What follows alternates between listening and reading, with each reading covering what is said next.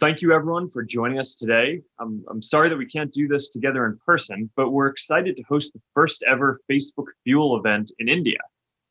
India is a very special and important country for us. Millions of people here use our products every day to stay in touch with friends and family, whether it's a WhatsApp message or a Facebook post or a photo on Instagram.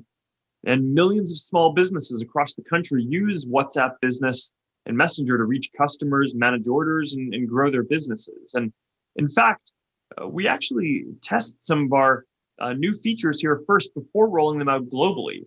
And speaking of tests, we just announced that we are hosting India's tour of Australia on demand on Facebook Watch. I'm not exactly a sports guy myself, but I understand that that's quite a big deal here. And what I do know is that India is home to a lot of incredibly talented people. We see that in the folks that we recruit in our offices, both in India and at our headquarters back in California. But this is more than just about Facebook, because what happens in India here is important for the whole world as well. Prime Minister Modi's Digital India vision has opened up opportunities for the industry to partner with the government to accelerate growth and development through technology. And India is building local capabilities and tech capacity to power innovative new business models and provide Indian citizens access to digital and financial inclusion. So decisions that are made here shape the global discussion about how technology can drive more economic opportunity and better outcomes for people. And a lot of Indian organizations are leading the way in using technology to build safer communities and more inclusive financial systems. And whether it's in social commerce or education or financial services, there is a lot of innovation that happens here. And we are proud to partner with some of the teams that are working on these important challenges. So there's a very entrepreneurial culture here that's quite remarkable. It's a great example of how access to better tools can unlock more opportunity for people. And we see that not just in the tech startup scene, but in the millions and millions of small businesses that recognize the value that all these tools can provide. So at Facebook, we like to say that we are in the business of serving small businesses. And nowhere is this more true than in India. This is especially important because small businesses here will be a key part of the global recovery going forward. And we are focused on making sure we build the best tools for them. So this is part of a much broader conversation about how we can all make sure that tech delivers for everyone. And that's one of the reasons why we wanted to partner with Jio, which has played such a key role in giving hundreds of millions of Indians access to the benefits of the internet, that everything that it can provide and fostering this entrepreneurial culture. And with that, I am really glad to welcome Mukesh Ambani, the chairman and managing director of Reliance Industries, to talk about where things stand in terms of the country's digital transformation and what we should expect in the years ahead. So Mukesh, thank you very much for being here. And let's get started. Mark, first of all, congratulations to you and your team for organizing this Facebook Fuel for India event. I'm sure this event will provide a lot of fuel of ideas to fire India's growth engine, as you just described. The most powerful idea that can propel India's growth is that young people can create great enterprises and new businesses. And all the young Indian people see an inspiring young icon in Mark Zuckerberg. They are motivated when they see how in just 14 years, Facebook has become the face of a digitally connected India. So let me begin by conveying my best wishes to the success of your dreams for India, Indians, and small Indian businesses. Thank you. I appreciate that. So maybe today we should start with a topic that I know is top of mind for a lot of us, and that is COVID and the impact that it has had on all of our lives and communities. So I'm curious, from your perspective, how is India doing right now? And when do you expect things are going to return to normal? And I know that Reliance has taken a number of big steps to help the community and help the country, and it's been a big year for you. So I'm curious to hear, how did your company adapt to help move forward in the midst of this pandemic? So the sheer magnitude of COVID-19 pandemic, like everybody else in the world, did startle all of us in India. But then I think it is not in India's DNA to be deterred by a crisis. I firmly believe that a crisis is too precious to be wasted. Every crisis presents an opportunity for new growth. And India has faced the COVID crisis with enormous resilience and resolve. Right? Prime Minister Modi has led India from the front.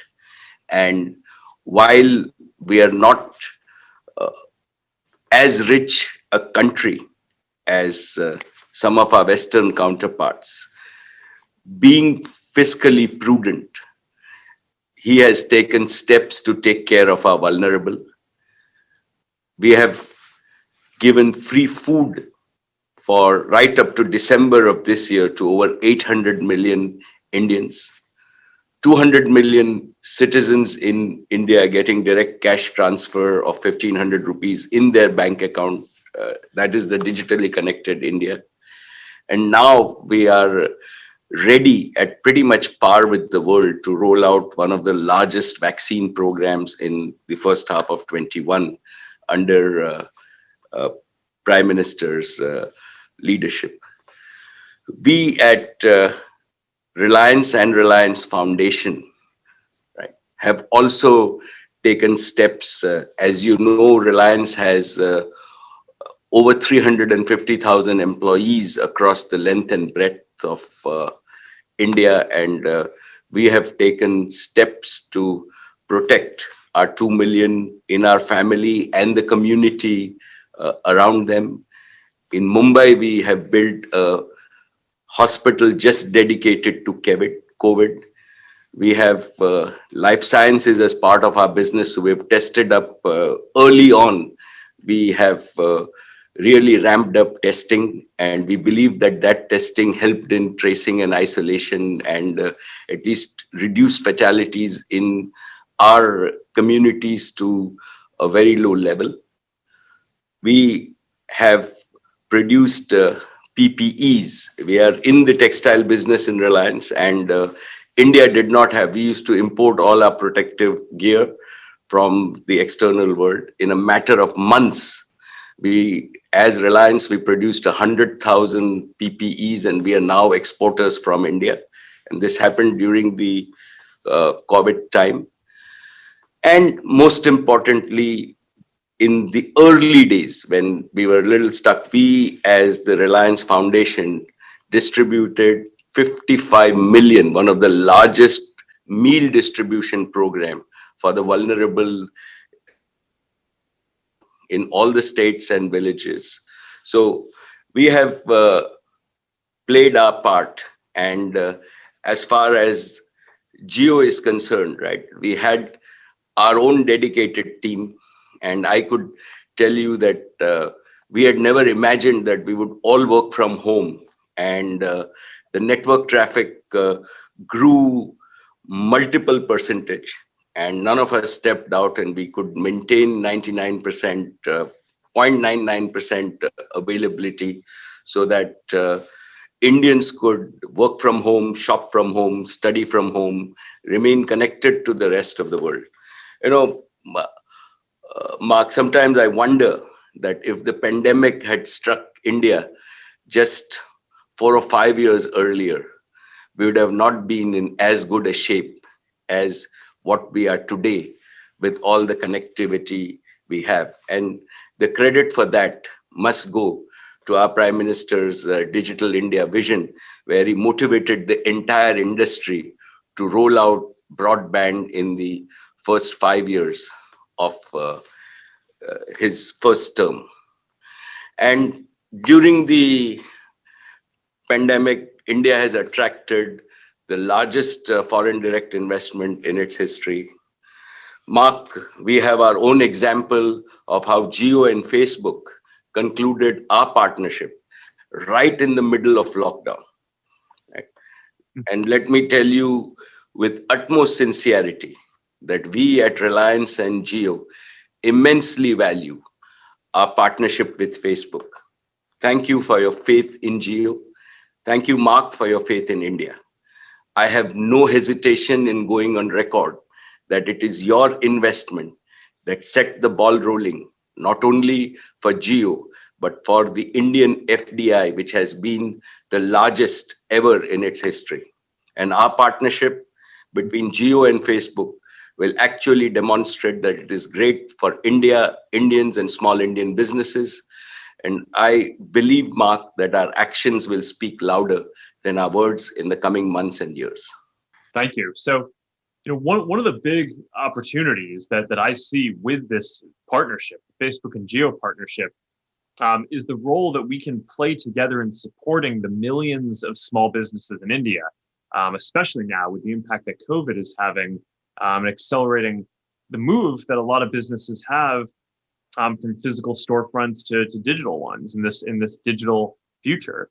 So I'm curious, what role do you see technology playing in this post-COVID world, especially as it relates to all of these small businesses that I know you share a passion with me that it is just critical that we serve them?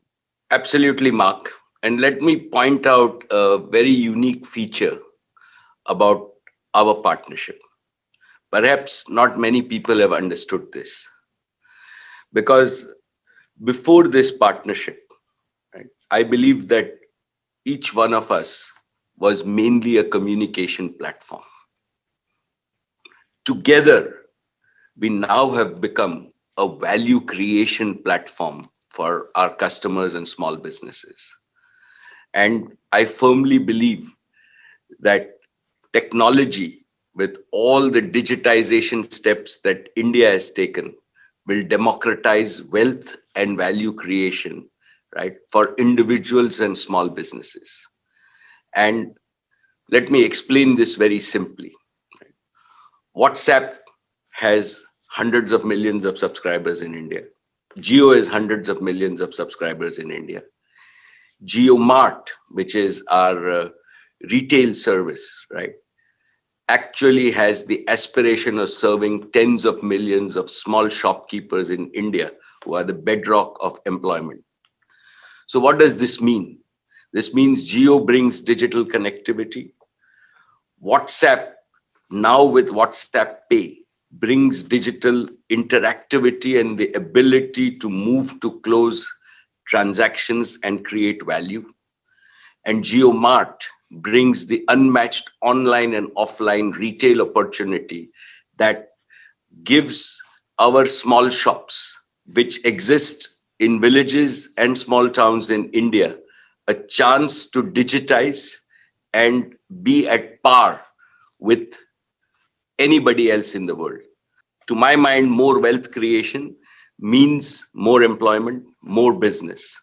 And we together and our platforms and the tools that we will provide to small businesses and to individual consumers, I believe will drive India to a 5 trillion economy and will make a much more equal India with more equal wealth growth at the bottom of the pyramid.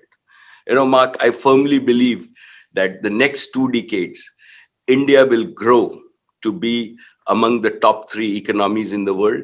But more importantly, it will become a premier digital society.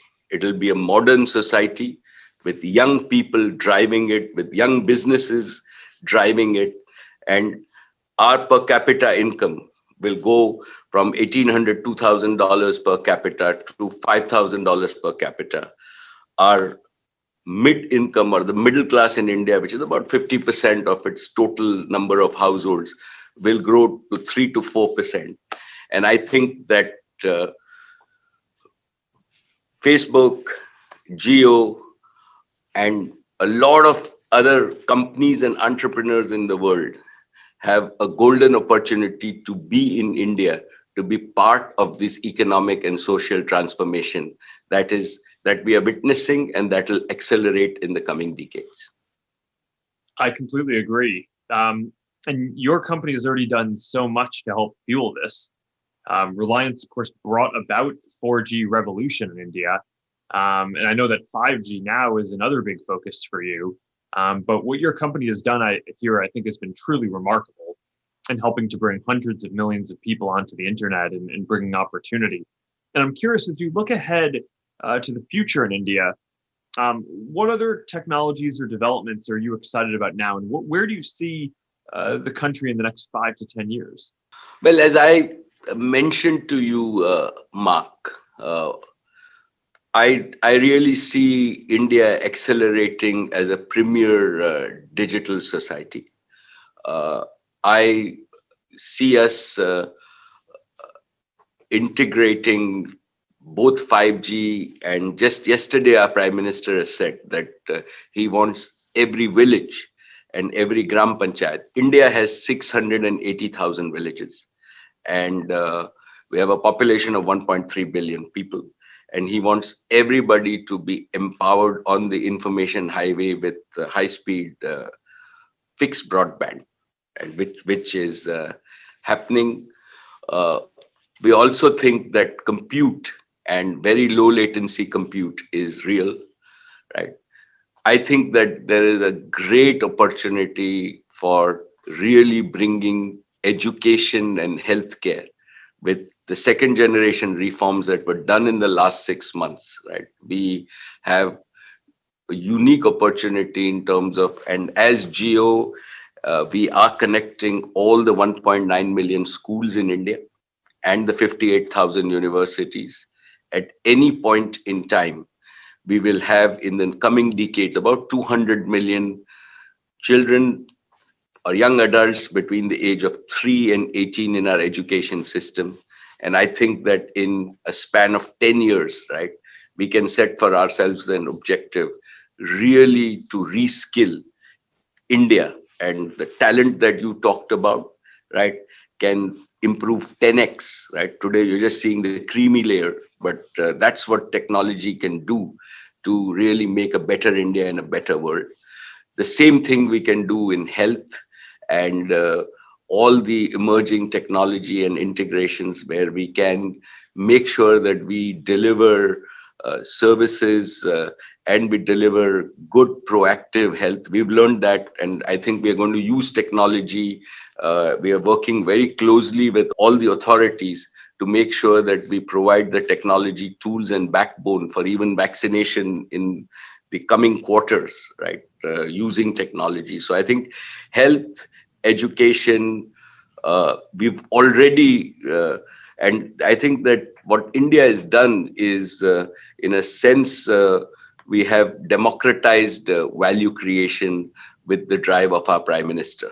And you can see it in payments. You would see it in terms of making sure that technology is easily available, and we've made it affordable so that millions of people, even at this lower per capita basis, can use this in a large market. And with that, finally, I really see the enterprise and the enthusiasm of young Indians and the aspirations of young Indians and their confidence, right? That is really driving India. And that is why I think that the next 2 decades are going to be historic in terms of the social and economic transformation. That makes sense. I mean, and you of course already talked about commerce and driving small business and entrepreneurship. And it always blows me away that India has more than 60 million small businesses, and millions of people around the country rely on them for jobs. And that's a big part of what I hope that our partnership can serve here. We support more than 50 million WhatsApp business app users globally every month already. And more than 15 million of these are in India. So, with communities around the world now in lockdown, there are a lot of these entrepreneurs who need digital tools that they can rely on to find and communicate with customers and grow their businesses. And now this is just something that I think that our partnership can really help with. And of course, beyond the impact on small businesses, I just think that this year has reminded us of how essential technology can be as a tool for people to just connect with each other. Whether it's using the networks that your companies have established, or the tools that we've built, to be able to have that human connection and find important information. And as you said, I can't imagine going through the pandemic 10 years ago, but if we 2 decades ago, but when the internet was still nascent, it just would have been a completely different experience. And technology, of course, is allowing us to make sure that we can get accurate information out to people. That has implications in health, like you're talking about, in education and helping serve people better. And I think it shows a lot of the promise for what's ahead. And I think we've certainly fared better now than we would have if the pandemic had hit us before. I couldn't agree more, Mark. I know, going back to Reliance, one of the great business stories in history, your father founded Reliance Industries, and he has just this incredible legacy here in India. And I've read that he once held up a postcard in his office and said, if every Indian could speak with each other at the cost of this postcard, where will India be? And your father clearly had a vision for where things were heading in the country. And because today Indians can communicate with one another for less than the cost of a postcard. And that's what we've tried to do with messaging, and hopefully we can do that together with payments and make it so that people can use India's new UPI system, which I think is just great. It's a tremendous public good that the government has put out there. But I'm curious, before we get into UPI and more on that, I'm curious, what's the most important thing that you learned from your father and his legacy that has helped you build these just amazing businesses and get to where they are today? So, Mark, thank you for those kind words on my father, right? Just so that when he motivated us in 2000 in terms of saying, can you make voice at the cost of a postcard, right? In 2020, right? We're very proud that Geo has pioneered free voice. So all like 400 million people, and that's a tribute to his vision, are on our network have free voice. And as you said, my father was a son of a school teacher. Right? He came to Mumbai with just 1,000 rupees in 1960 and established Reliance with a belief that I will invest in businesses of the future and I will invest in talent. And for all the young people at Reliance and across India, I repeat, my learnings in terms of building Reliance, in terms of really three basic tenets, right? One is for entrepreneurs, it's important to have courage and self-belief. And there can be no better person to demonstrate that in the last couple of decades than you yourself, Mark. So, all of us believe that, we have to believe in ourselves, right? And all of us know as entrepreneurs that we don't succeed at the first attempt. And self-belief comes to you when you fail. And self-belief increases your confidence when you succeed. So courage and self-belief is something that I always tell entrepreneurs that remember that's important. The second piece that he started and he's instilled into all of us, right, is that while you succeed, it's important to always have empathy and creativity in everything that you do. And by empathy, I mean, put yourself in the other's shoe and make sure that how you make them feel is how you would want to feel. And, at Reliance, we do that at many levels now. We care for our employees, our investors, society, environment, and above all, national interest, India. And within creativity, and I always give this example in terms of saying that when Reliance needed to grow, right, capital markets were not there. It was 1980s, and my father came up by saying, I will actually share shares of Reliance, which was never done in the private sector.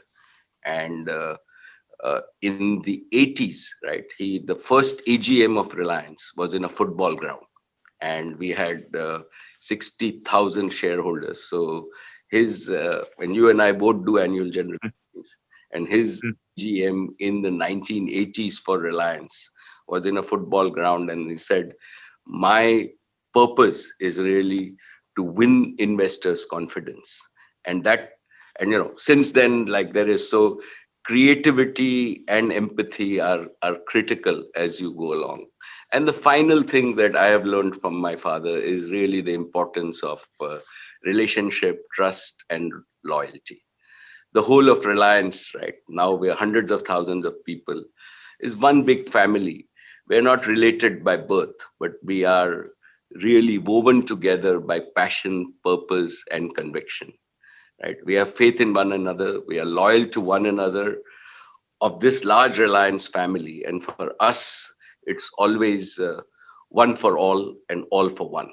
And I hope that, a lot of people around the world can relate to this. That's what we believe at Reliance. And, for all of us at Reliance, he will still be the founder.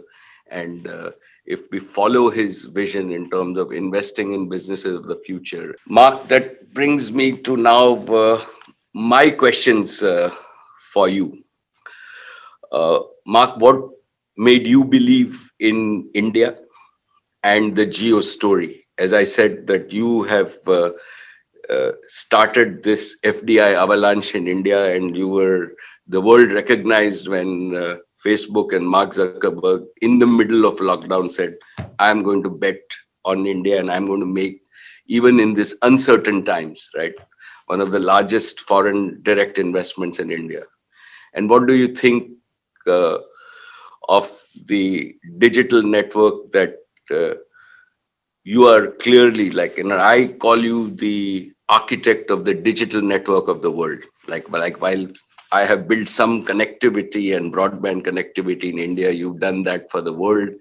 That has, and please share with us your experience of, as the digital architect of the world, how your global Facebook has helped people in this crisis, and your perspective of the crisis, and where you see the world today and where it is going, after you just explained to us India.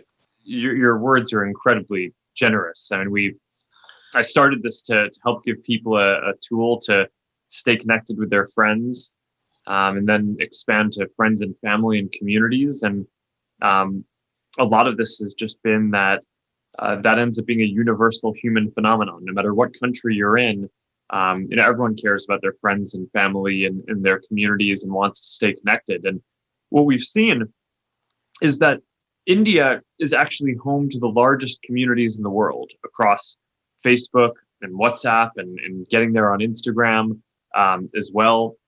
And it's just, so we see the vitality and the entrepreneurship and the creativity of businesses, and how much people want to connect. And you see a tremendous number of people coming online, a lot of that thanks to your investments and the work that you've done to enable hundreds of millions of people to come online here. And I just see a very promising future in India. We talked briefly about how there's a big trend of financial inclusion ahead, and how the ease of payments is going to be such a big deal for commerce, and giving people self-reliance and kind of control of their own destiny. And and a lot of that is we just launched WhatsApp payments in India last month. So now you can send money to your friends and family through WhatsApp as easily as sending a message, um, and it's that was possible because of the UPI system that has been built in India, a unified payments interface. It makes it easy for anyone to instantly accept payments across different apps. I think we're working with 140 banks, or it's supported by 140 banks out of the gate. And India is the first country in the world to do anything like this. It's so we're grateful to be able to support this kind of innovation, to help to work to create more prosperity and help achieve a more digital India. And frankly, I think that a lot of other places around the world are going to be better off when they follow some of this lead that India has set in creating public goods like this. So there's really a tremendous amount to be inspired by with what is going on in India now. And we're just grateful to be able to serve our community here and help people stay connected with the people they care about, but also create economic opportunity as well. Thanks, Mark. As you said, we are looking forward for your involvement and innovation in India, creating benefit for hundreds of millions of people, and then taking this innovation to the rest of the world. I hope that the rest of the world learns from Indian policy and what Facebook is able to achieve in India. And we as Indians will be very proud if Facebook says we did it first in India and then took it to 100 countries. And I look forward to working with you on that.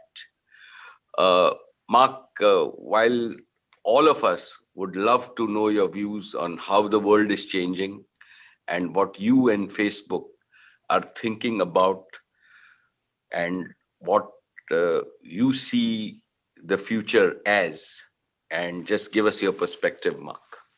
I think that there are a number of very important trends, but maybe I'll just talk about two. So one is that I think technology is giving individuals power and opportunities that were previously only held by large organizations. So we've spent a lot of time today talking about small businesses, but one of the things that I think is so powerful about the internet is it makes it so that individual entrepreneurs and small businesses can now have access to the same kind of tools for reaching new customers and doing sophisticated analytics and communication that previously only bigger companies would have been able to build up the capacity to do that. And individuals can now share their ideas online and get access to information in ways that previously only wealthier people or larger organizations would have had the capacity to share their ideas or get access to information at that kind of scale.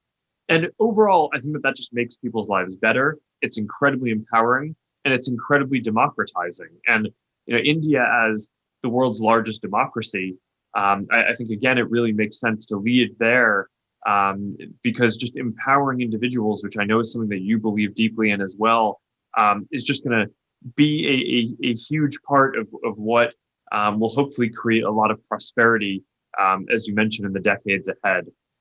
The other thing that I'm excited about, which is maybe more of a technological vision for the future, there are a lot of interesting technologies, but one trend that I focus a lot on is that as people, we're always looking to connect with other people and share our experiences in the richest way that we can. So, if you look back to the beginning of the internet, most of the internet was text, right? And that we could text each other, chat, we could share our experiences. But then connections got better. And then we got to photos being the primary way that we shared. And, the old saying, a picture is worth 1,000 words. Now a lot of sharing is through photos. And now we're now on the next step with now great 4G and coming 5G networks. Video is really becoming the primary way that people share. Anyone can largely capture something on their phones and can share it and stream it. And increasingly, people are able to consume that. And video is just a lot richer of a medium than photos even can be. Right? When my daughters took their first steps, I wanted to capture a video of that and share it, not just a photo. But I don't think video is the end of the line. So a lot of what I'm focused on is helping to create virtual reality and augmented reality. So that way we can share not only kind of a video of an experience, but you can use virtual reality to go into an experience and feel like you're right there. You can have holograms of digital objects that can kind of be as realistic as the physical objects that are there. Maybe in 5 or 10 years when we're having this conversation, I'll just hologram version of me will be sitting on the couch next to you instead of having to do this over a screen, and it'll feel a lot more realistic. So I just think that that's going to be incredibly powerful, and the power of virtual and augmented reality is they deliver this sense of presence. You feel like you're right there with another person, which really will be kind of the ultimate in human connection, and it will give people the opportunity to work and to connect no matter where they want to be. So that's something that we're very focused on and invested in, and I'm just very excited for the future. And on that note, let me maybe just wrap up and just say again how grateful I am for everything that you and your companies do, and for the partnership. I do think that in so many ways, not just Geo and the technology platforms, but the other businesses that you've built, you've had such a positive impact on improving the quality of lives for hundreds of millions of Indians. A big part of why I was excited to partner with you is there are not many people around the world who've just gone industry after industry and revolutionized them and improved them, and continue to do it and have that hunger to improve the lives of so many people. So I just have a deep admiration for that. And I am really looking forward to working together over the coming years and decades to make sure that we can serve people in India as well as possible. And hopefully a lot of those advances will be expanded outside of India as well to help people around the world. But I'm incredibly grateful for your partnership on this. And thank you for joining me for this inaugural Facebook Fuel event today. Thank you. Thank you very much, Mark. And thank you for sharing your awesome vision of the future. You started this with saying that on Facebook, you'd see the India-Australia cricket match, right? I look forward to a day when Facebook will take me with everything that you explained on virtual reality, where I can, sitting in Mumbai, be in a stadium in Australia. And I'm sure that day with your digital architecture and leadership is not far away. Thank you so very much for having me.